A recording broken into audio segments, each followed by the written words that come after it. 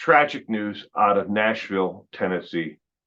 We had yet another school shooting in Nashville.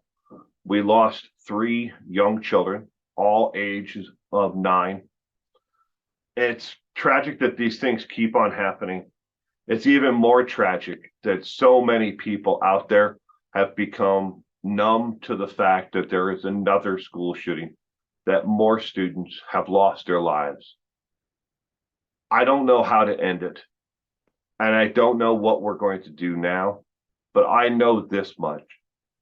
I'm sick and tired of seeing the stories come across my desk that another senseless act of violence like this has taken place. I try to put myself in the shoes of one of the loved ones who lost a child that day.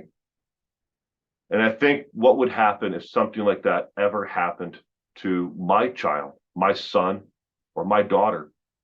How would I deal? How would I move forward with life? It's easy to stand back and say, well, it didn't happen in my school.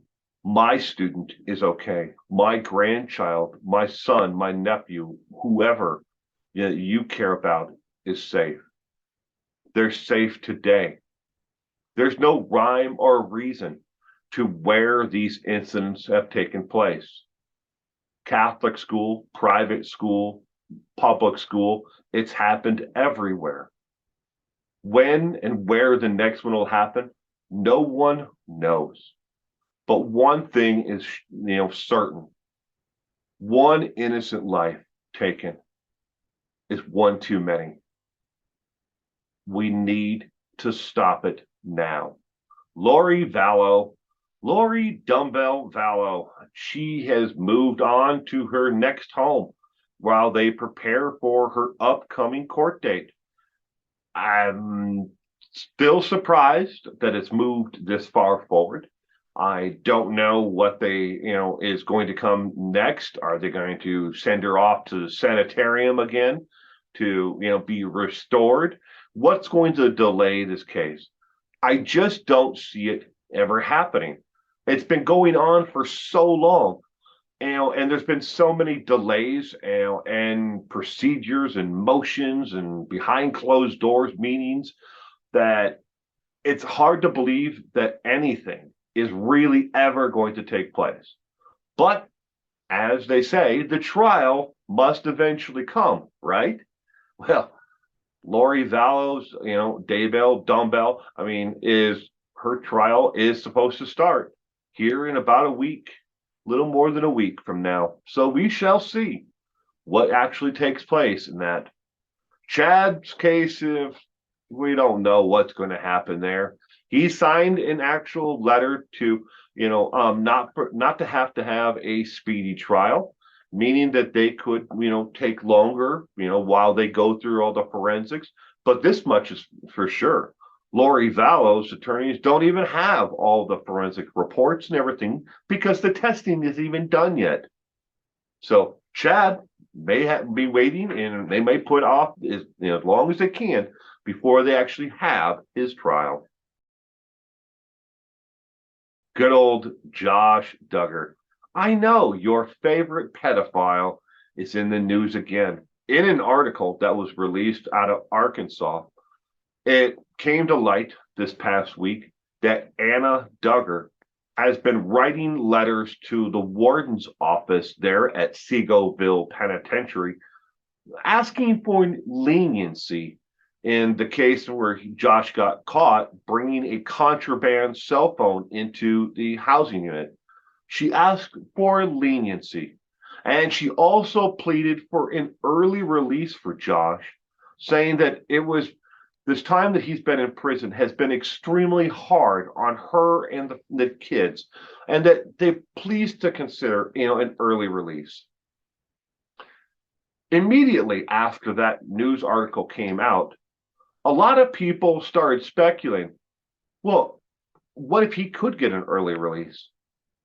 Well, I'm here to assure everyone right now that in the federal penitentiary system, it doesn't matter what level you're at in the federal penitentiary system, There is no good time.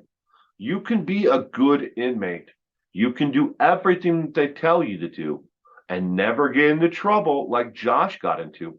You will never earn a single day of good time deduction from your sentence. A lot of people think that there is good time deductions in the federal system, but there isn't. It doesn't matter what you do. If you do all of the training and all of the classes and you convert and you tell everybody that you're a good little Christian or whatever it may be, you're not going to get any deduction. You must serve the time that they say. They say 5 years, you do 5 years. They say 10 years, you do 10 years. They say you do 11 years and 51 days, you do 11 years and 51 days. So it doesn't matter how many times she writes to the warden asking for early release or leniency, it's no use at all.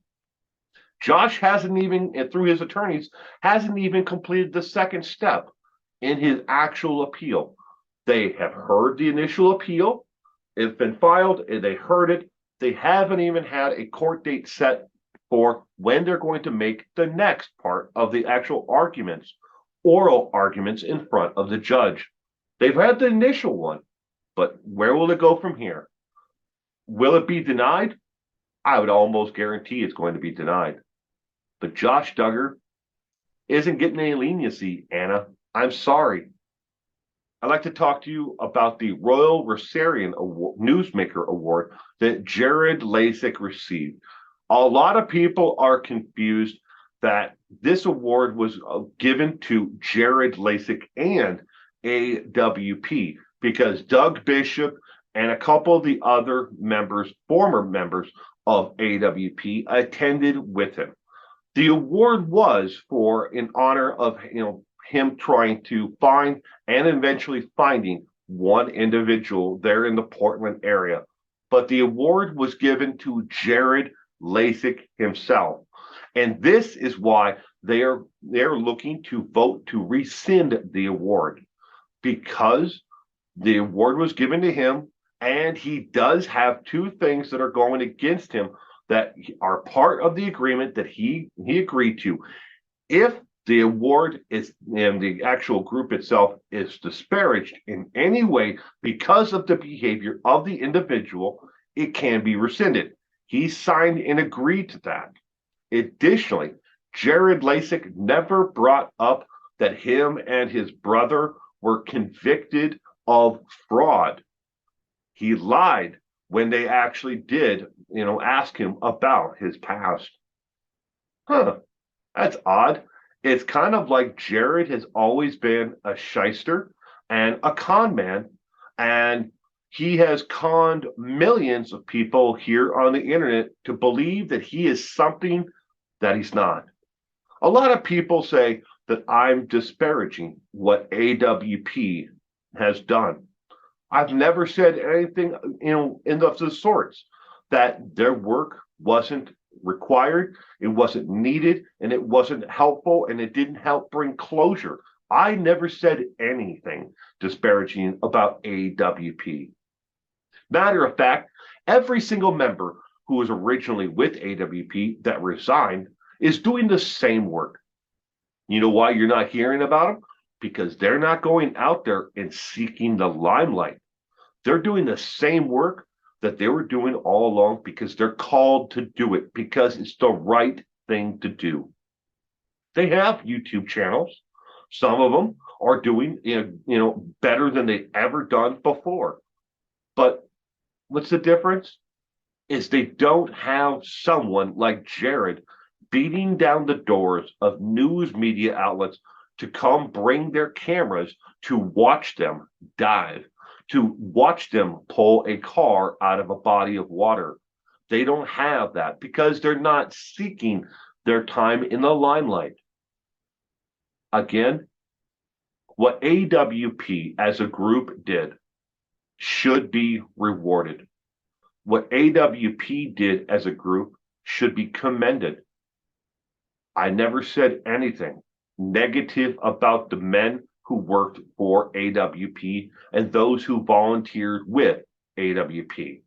My issue has always been with Jared not being truthful, going behind everyone's back and demanding the reward money for helping find the loved ones, and then suing different family members and groups and organizations to get the reward money or pressure them into giving him the reward money.